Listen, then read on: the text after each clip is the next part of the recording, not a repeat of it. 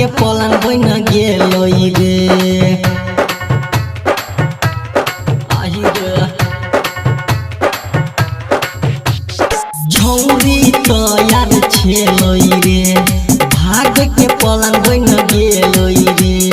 ताले बीच में साला भतारू बन चल गेलोई रे हमारा से गुरु के लकोई रे कनिया अपन बने लकोई रे अब छोड़ बोई नई एकरा ये बोई कपार फोड़ के किया रे तू को दिल के तोड़ के सारे लोग गेलै मांग के भोर के अरे तू को दिल के तोड़ के सारे लोग गेलै मांग के भोर के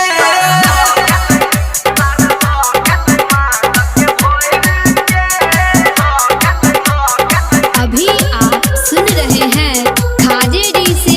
धड़कन फिल्म्स की शानदार प्रस्तुति। म्यूजिक बाय डीजे उमेश शुक्रिया बाजार।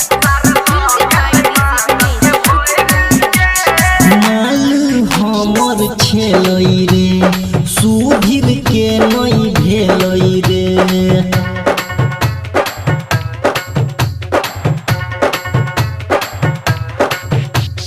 मालू हमर छेलोई रे